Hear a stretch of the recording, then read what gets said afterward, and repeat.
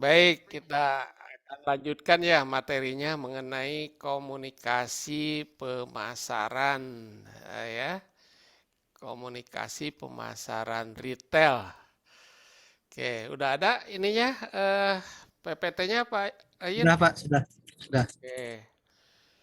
eh, ini libur 2 minggu karena ujian ya. Jadi eh, apa kita agak ter ini. Baik, kita akan lanjutkan dengan komunikasi pemasaran. Jadi komunikasi pemasaran ini merupakan komunikasi yang sifatnya persuasif dari perusahaan kepada konsumen atau calon konsumen. Jadi ada istilahnya komunikasi persuasif. Duh, Pak Diki udah ngeluarkan uang tuh, nggak bagi-bagi juga nama. Ya di BNI TA tuh ya. Ke saya belum membagi ini bulan ini Pak Diki. Biasanya suka membagi Pak Diki.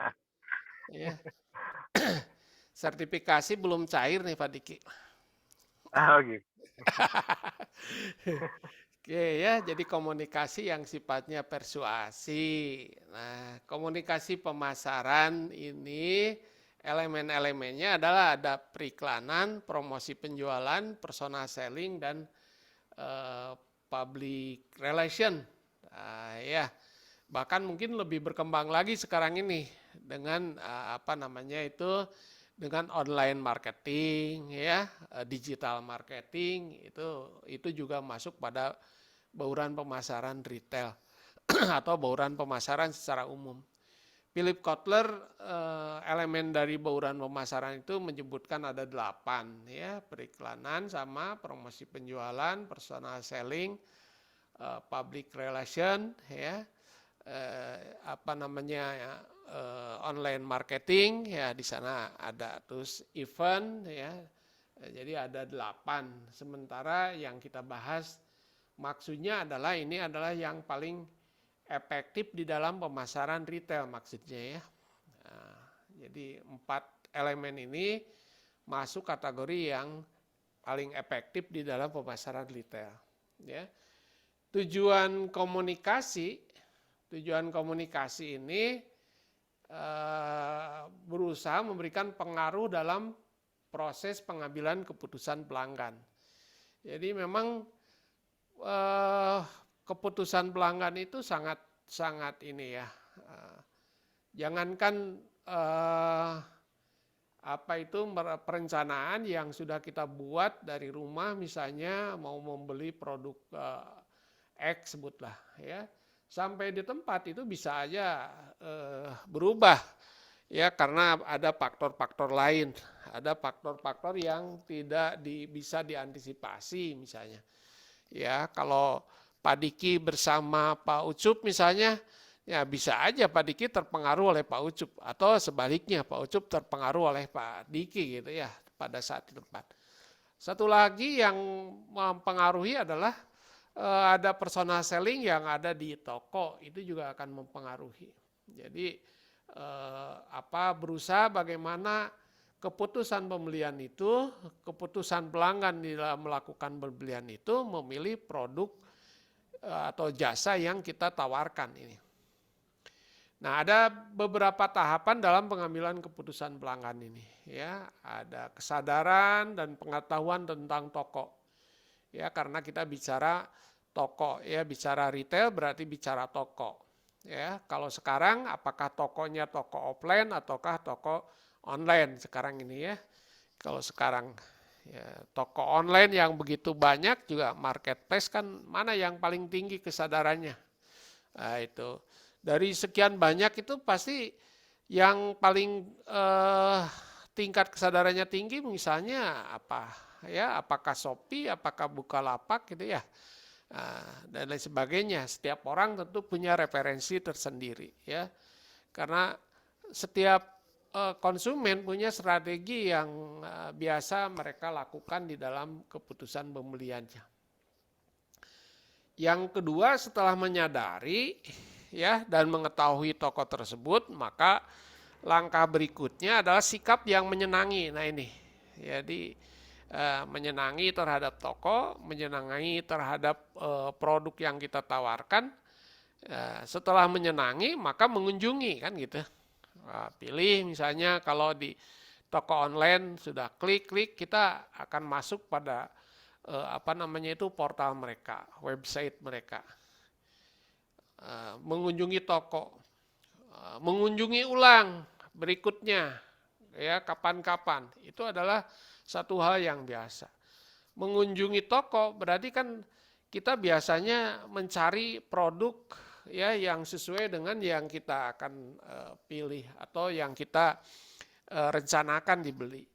Atau bisa juga ada orang yang mencari-cari produk yang diskon besar gitu ya, atau diskonnya yang pengirimannya dan lain sebagainya ya.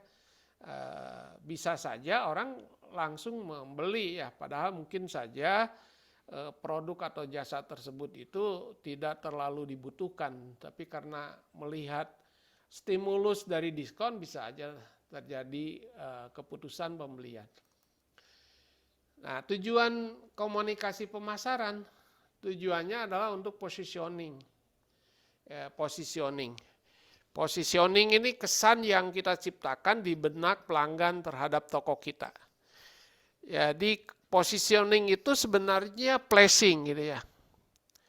Placing kan menempatkan. Ya. Toko itu adalah tempat, menempatkan produk di toko, di toko online, di toko offline, itu adalah placing juga. Ya, tapi dalam artian kita menempatkan produknya secara fisik. Tetapi kalau positioning itu adalah menempatkan produk ya merek kita di benak, di benak konsumen. Toko kita di benak konsumen. Bagaimana toko kita itu? Kalau kita sudah senang tadi ke toko A, misalnya kan bisa kesannya apa? Positioningnya. Makanya ada kesan tokonya lengkap, bisa aja orang melihat dari kelengkapannya. Karena masing-masing bisa saja subjektif ya.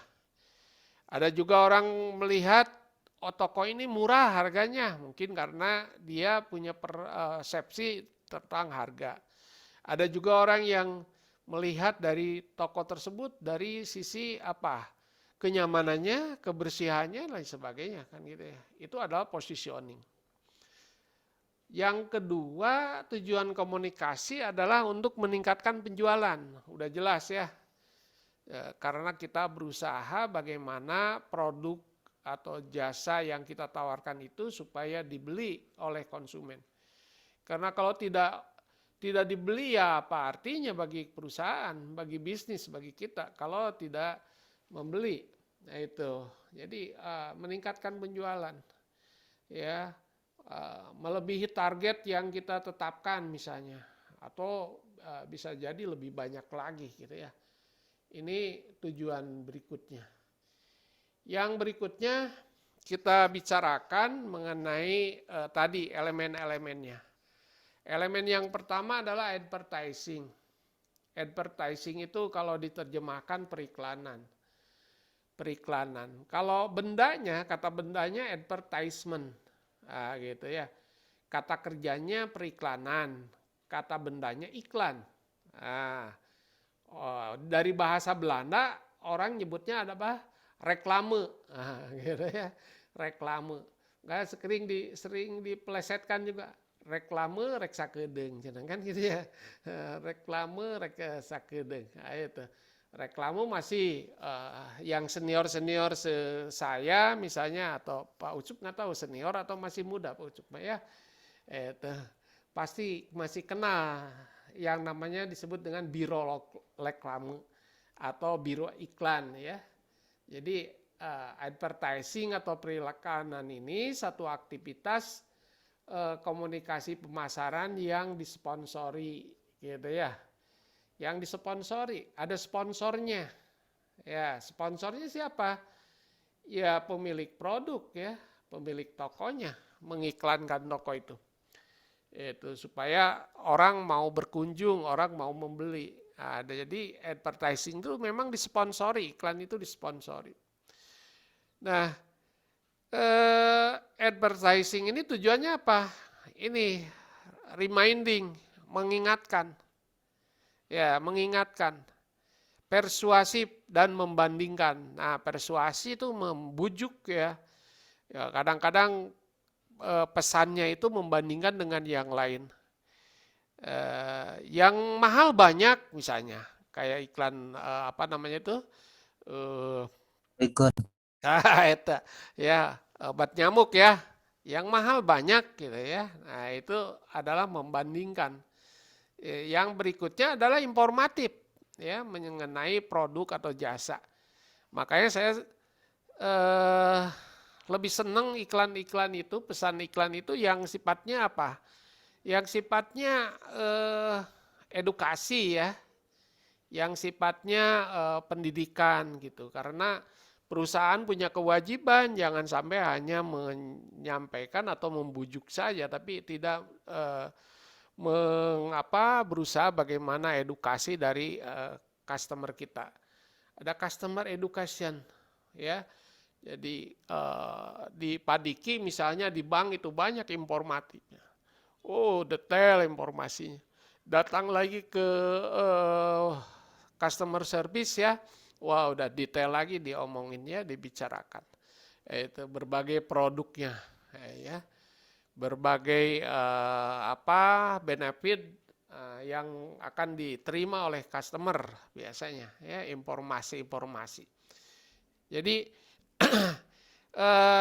iklan itu bagaikan apa tuh?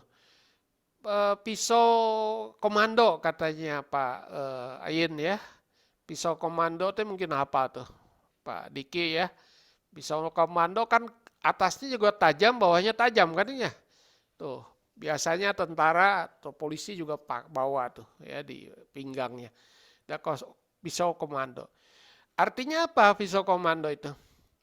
Pertama, sisi lain ya, sisi satunya adalah untuk mengingatkan, mereminding, memaintenance pelanggan yang lama. Tuh. Ingatkan terus. Pelanggan lama itu adalah hal yang harus di maintenance, harus di retention.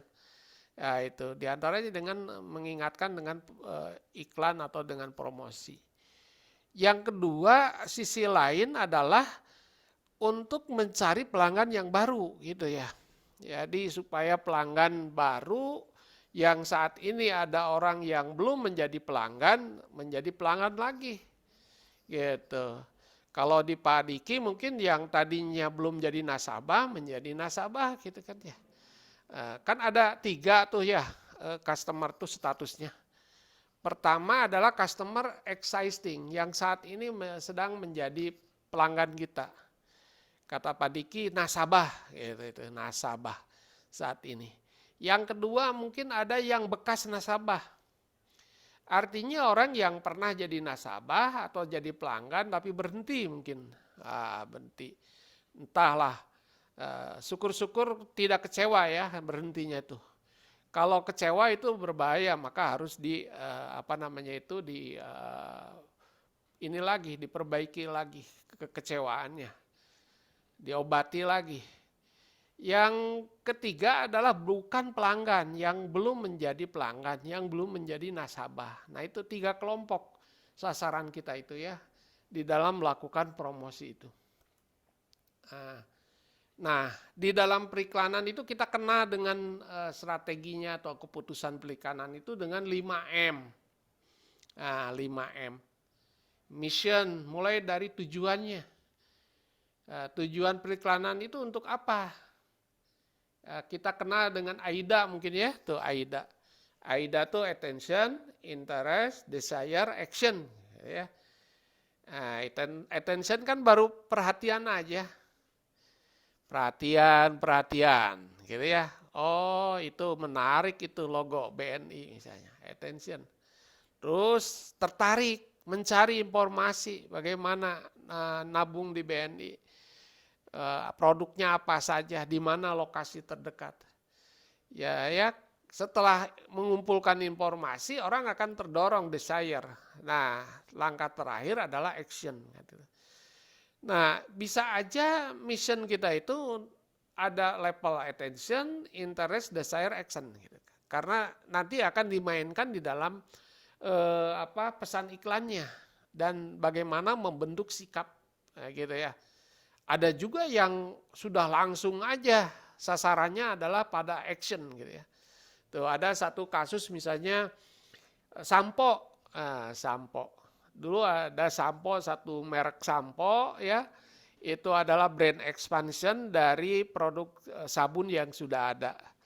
Dia melakukan launching pada saat bulan puasa, di akhir bulan puasa ya, di tengah hari di Pantura, wah orang keramas ya, wah ya, pakai sampo itu. Dia menunjukkan bagaimana segernya keramas pakai sampo tersebut ya. Sebenarnya kalau secara logika gitu ya, sedang panas begitu, sedang puasa lagi ya, tidak pakai sampo pun pasti seger kalau kepala dikasih air dingin itu ya. Nah itu. Tapi menunjukkan bagaimana produk itu supaya segera diterima gitu kan gitu ya. Supaya cepat diterima. Mengapa? Pertama karena secara brand, secara merek si sampo tersebut kan merupakan brand expansion, ekspansi dari produk yang sudah ada. Perluasan merek, asalnya dari merek sabun mandi gitu ya. Ini menjadi atau nambah merek sampo. Nah itu kayak begitu. Jadi kita bisa rancang di AIDA tersebut. Yang kedua adalah money. Money itu anggaran, dana untuk beriklan. Apa dasarnya di dalam menetapkan dana itu? Ada yang menetapkan persentase tertentu dari penjualan. Jadi dia menetapkan setiap, misalnya sebut saya menganggarkan 5% dari penjualan. Jadi penjualannya meningkat, misalnya bisa jadi budget iklannya akan meningkat lagi. Misalnya yang kedua bisa atas persaingan. Ya, melihat kompetitor kita bagaimana mereka beriklan, di mana mereka beriklan misalnya. Jadi ini adalah untuk memenangkan persaingan misalnya. Yang ketiga, tugas tertentu misalnya di dalam menetapkan anggaran ini, anggaran iklan itu.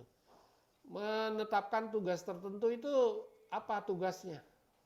Apakah tugasnya saat ini untuk mematikan lawan kita tahu, atau untuk sekedar mengingatkan atau lain sebagainya kan gitu. Itu bagaimana kita menetapkan anggaran periklanan. Yang ketiga, media merupakan alat yang digunakan untuk iklan. Nah, ini medianya. Medianya apa saja? Ya, mulai dari pembungkus, packaging itu adalah media periklanan. Jadi jangan salah, packaging atau bungkus itu harus dirancang, didesain sedemikian rupa. Kita bisa lihat produk yang dikemas hanya dengan bungkus yang sederhana gitu ya. Dia punya value yang lebih rendah dibandingkan dengan punya kemasan yang bagus misalnya. Plastiknya gitu ya, kualitas plastik bagus dan sebagainya. Pop display itu adalah media juga. Petunjuk point of purchase ya, petunjuk di toko, di bank itu kan petunjuk. Konsumen datang itu kemana dulu prosesnya itu. Ke customer service, langsung ke teller atau kemana gitu kan ya. Nah apa keperluannya? Makanya sekarang ini satpam yang lebih tahu tuh ya. Satpam mengarahkannya. Karena hampir sebagian besar bank dijaga satpam dan satpam yang ngasih petunjuknya kemana ya. Jadi SOP-nya atau flowchart-nya itu satpam tuh paling tahu ya. Itu kita tinggal melayani aja. Pembawa pesan ini juga penting ya, media tuh. Pembawa pesan atau endorsement ya. Itu modelnya gitu. Nah, kita memilih model misalnya dilihat dari apa? Attractiveness-nya bagaimana tuh. Oh, atraktif. Nah, kalau semakin banyak gitu ya, dia menerima iklan itu juga semakin bagus sebenarnya gitu ya. Makanya mahal, semakin mahal biasanya. Atraktifnya. Yang kedua kredibilitinya. Kredibilitinya. Karena si star atau pembawa iklan ini ada yang seneng membawakan iklan yang banyak gitu. Kayak Amanda tuh jadi mode iklan banyak kan gitu ya. Tapi ada juga si star itu hanya menerima iklan hanya satu aja misalnya ya. Ada bahkan istilahnya menjadi duta produk atau duta merek tertentu gitu ya. Gitu. Media. Berikutnya adalah message. Message ini merupakan pesan yang disampaikan supaya menarik. Status pesan, bunyi pesan dan lain sebagainya itu ya, struktur pesan. Itu harus menarik. Ya. Ini iklan itu dalam waktu yang pendek tapi harus menyampaikan informasi yang lengkap, bayangkan. Ya, padahal kalimat yang lengkap itu ada kalimat pembuka, isi dan penutup kan itu ya. Itu. Bayangkan harus disampaikan dalam waktu beberapa menit atau beberapa detik saja message gitu. Kenapa? Karena semakin lama ya semakin mahal kan gitu ya. Atau kalau dalam bentuk tulisan, dalam bentuk cetakan juga sama sebenarnya strukturnya seperti itu gitu ya. Tetapi bagaimana highlight yang paling mempengaruhi si pelanggan. Dan terakhir adalah measurement. Measurement itu merupakan feedback dari iklan tersebut. Berupa misalnya peningkatan penjualan, peningkatan nasabah, ya, menjadi top brand misalnya dan lain sebagainya. Itu adalah ngukur dari iklan tersebut atau perikanan.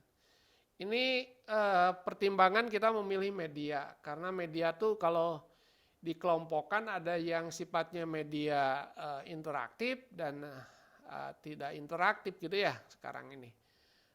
Kita harus pilih. Ada yang nyebutnya itu ada lini atas gitu ya, ada lini bawah gitu ya. Ada lini atas, lini bawah. Kalau lini atas itu tidak interaktif misalnya. Kalau lini bawah itu interaktif karena biasanya personal. Ya, sedangkan yang lini atas itu adalah impersonal. Jadi pertimbangan media itu harus melihat sesuai nggak dengan tujuan periklanan yang kita akan lakukan. Apakah memang benar-benar mencapai target utama Anda dengan pilihan itu? Yang ketiga, apakah hemat? Ya, jadi cost effectiveness-nya juga harus jadi pertimbangan. Karena mahal itu ya, apalagi media-media sekarang itu media iklan yang masih media kayak TV itu masih mahal ya. Walaupun TV udah banyak yang meninggalkan. Ya, banyak yang meninggalkan, orang tidak melihat TV lagi misalnya. Atau pada saat iklan itu orang memindahkannya acaranya, kan gitu ya. Pilih cari acara yang lain, bisa juga itu. Sehingga iklan itu tidak dilihat. Makanya iklan yang sekarang ini yang paling ini di media televisi misalnya dengan yang running tag ya tuh. Wah, lagi enak tuh nonton bola. Si iklannya nutup ya. Itu lagi bola bergelinding, aduh masya Allah, ya Persib lagi kalah lagi masih rada sensi ya, tapi kalau lagi menang mah kemarin enak aja, enjoy kan gitu ya, bobotoh ya nggak apa-apa ya. Apa materinya, bagaimana naskahnya, siapa apa modelnya yang ditampilkan, ini tadi endorsementnya ya, jadi harus dipertimbangkan benar-benar harus sesuai ya. Nah ini contoh iklan yang cetakan atau di billboard ya ini ya. Paduan merancang iklan. Nah, cobalah dengan kalimat yang lugas dan to the point, jangan terlalu banyak bertele-tele. Yang kedua, rancanglah iklan yang sederhana namun efektif. 3, gunakan ilustrasi grafis bila diperlukan. Kadang-kadang iklan itu tidak perlu dengan kata-kata. Ya. Dengan visual misalnya lihat Pak Diki lagi nyetir gitu kan ya, kelihatannya nyaman, enak, oh mobilnya bagus. Gitu ya. Nah, tapi ketika mobilnya goncang, badan Pak Diki goncang, Pak Diki itu kurang nyaman mobilnya. Kan dengan menunjukkan semacam itu juga itu adalah visual. Orang malah lebih tertarik dengan tadi visual ya dibandingkan dengan kata-kata. Gitu. Visual itu lebih tersimpan di memori ya visual itu. Karena dengan visual kita ingin masuk pada apa permanen memori. Ya, kita punya dua memori. Yang pertama adalah permanen memori.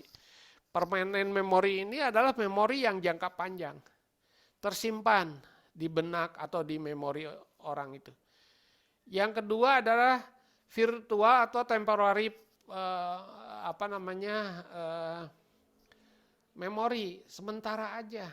Seperti file yang kita terima terus tidak di-save, tidak diberi identitas, maka akan hilang dalam waktu tertentu. Ya, tapi kalau ingin permanen maka file-file itu harus kita beri nama, tersimpan di lokasi atau di mana itu tempatnya. Gitu. Ilustrasinya seperti itu. Tampilkan produk yang terbaiknya, sisi terbaiknya. Jadi kalau kemasan itu sisi terbaiknya, kan kemarin itu ya di rak itu. Sertakan harga atau rentang harga nih. UMKM sering sering terlewat harganya. Kalau beriklan mestinya di ini. Karena memang yang tangible itu adalah harga. Jangan lupa mencantumkan nama atau alamat kontak Anda pada iklan tersebut supaya bisa dihubungi. Ini untuk iklan-iklan yang terutama UMKM misalnya. Yang berikutnya adalah promosi penjualan. Promosi penjualan ini merupakan insentif jangka pendek yang diberikan perusahaan kepada konsumen ya atau calon konsumen untuk meningkatkan penjualan. Nah, ya promosi penjualan. Insentif jangka pendek. Sekarang ini akhir tahun misalnya. Akhir tahun, tahun baru biasanya ada lebaran, ada sale, ada obral, kira ya. Diskon dengan pembelian tertentu atau sebut dengan quantity diskon gitu ya. Kalau membeli dalam jumlah banyak maka akan memperoleh harga yang lebih bagus lagi. Ada demonstrasi barang misalnya. Ya, barang dagangan, peragaan, menunjukkan bagaimana cara menggunakannya, bagaimana men-settingnya gitu ya. Ada juga berupa pucor ya, undian, kontes itu adalah promosi penjualan. Ya. Ini di retail paling banyak nih di retail. Tiap hari mungkin Pak Diki lewat depan rumahnya tuh ya kalau mau kantor. Wah, udah ketemu dengan minimarket. Sebelah kanan minimarket ini menawarkan minyak goreng. Di sebelah kanan menawarkan yang lebih murah terigunya misalnya. Itu kan sifatnya itu. Ya, loss leader pricing namanya. Jadi ada satu produk yang ditawarkan dengan harga murah ya supaya orang tertarik misalnya. Minyak goreng misalnya. Minyak goreng kan bisa merangsang orang membeli minyak goreng. Masuk toko. Apa mungkin hanya beli minyak goreng aja gitu ya? Apa untuk menggoreng apa? Ya kalau di rumahnya telurnya habis kan otomatis sudah berpikir jangan sekalian aja dengan telurnya. Padahal harga telurnya bisa saja lebih tinggi dari tempat lain kan gitu ya. Kecuali pada deket-deket ibu-ibu mah berani tuh ibu-ibu ya. Kalau kita mah laki-laki kadang-kadang nggak berani ya. Udahlah di satu tempat aja. Tapi kalau ibu-ibu ya, istri saya misalnya, Pak tunggu sebentar katanya parkir. Kemana mah? Di sebelahnya mau beli telurnya, nahan tuh di dia wae. Di sini mah lebih mahal. Tuh di sana itu ada diskon 1.000 perak misalnya. Tuh kan berani ya. Jadi kadang-kadang ibu-ibu tuh rasional kalau untuk kepentingan pokok ya. Kecuali yang aksesoris biasanya. Aksesoris itu agak kurang rasional ya. Kalau yang aksesoris itu lebih pada emosional, pada gengsi, ingin ganti smartphone gitu ya. Tuh, aduh ini kan apa itu iPhone ini udah keluar lagi tuh Pak, iPhone terbaru. Waduh, apa ya harganya? Tuh bisa di atas 25 juta gitu. Aduh, segitu mungkin tunjangan jabatan Pak Diki.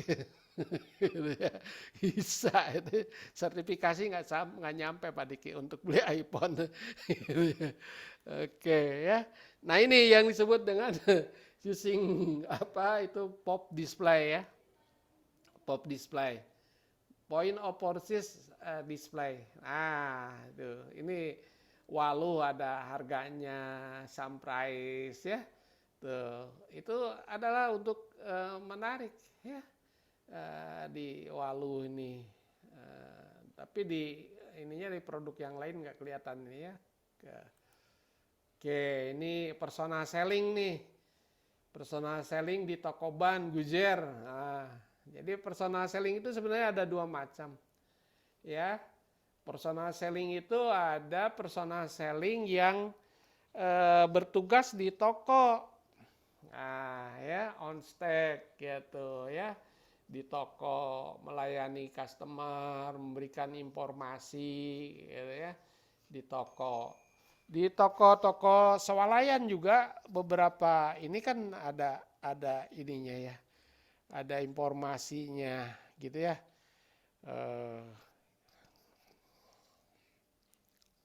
Bentar.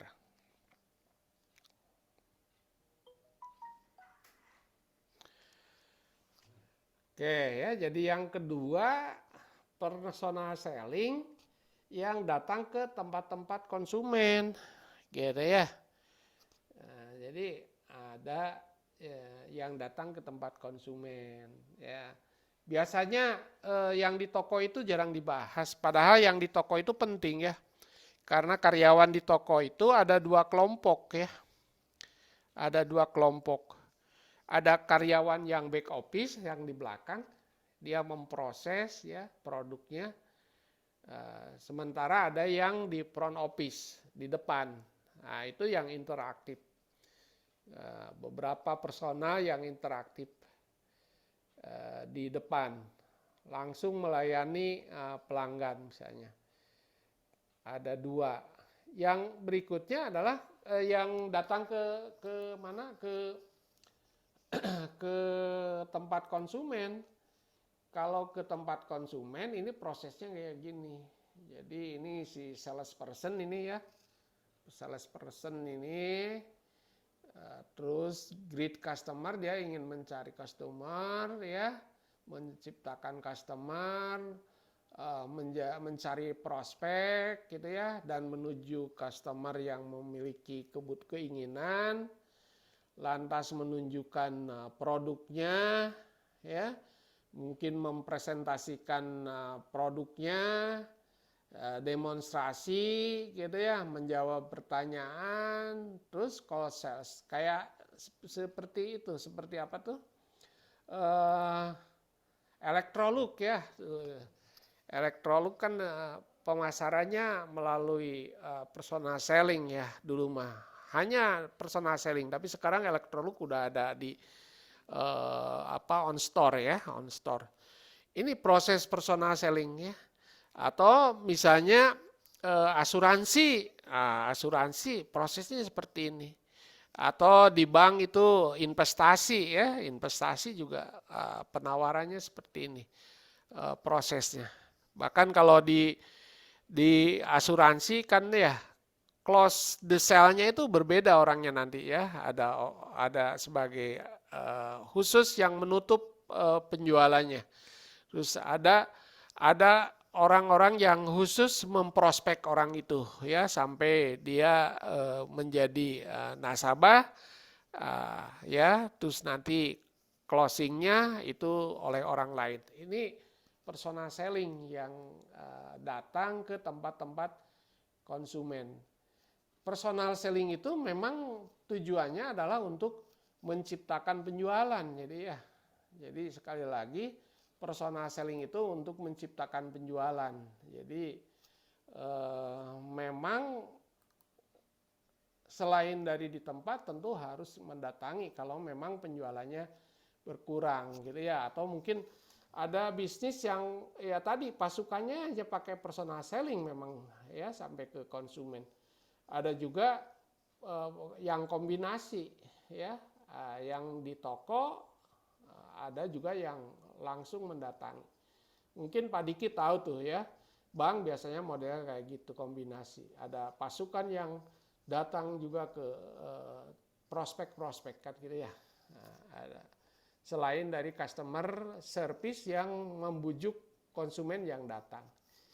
Ini saja saya kira ya promosi dalam retail ini. Mudah-mudahan bermanfaat setelah UTS ya, dan semakin sehat semuanya. Pak Diki sepertinya di perjalanan, Pak Cucup, Pak Inan ya, atau masih di mana, Bu Gita juga sudah di rumah nampaknya Bu Gita gitu ya. Pak Cucup juga nggak tahu ini di rumah atau di kantor gitu ya. Kantor, Pak. Masih di kantor. Aduh, maaf. Masih. Masih malam. Jaga gawang. Oh gitu. Jadi saya juga di kantor ini kebetulan ya. Jadi hari ini saya di kantor karena sebentar lagi maghrib ada pembagian SK pembimbing di program S3 gitu ya di Unpas. Jadi di Unpas ada doktor ilmu manajemen. Ya mereka itu biasanya secara seremonial SK-nya dibagikan ya. Nanti maghrib saya diundang di Hotel Arya Duta gitu ya. Nah itu sebenarnya jarang keluar nih, apalagi malam minggu gini. Aduh ternyata macet sekali tadi dari rumah ke sini aja ya. Demikian saya kira, mudah-mudahan sehat ya, sehat selalu ya semuanya, dan semuanya lancar dalam aktivitasnya ya, dan semua cita-citanya terkabul. Assalamualaikum warahmatullahi wabarakatuh.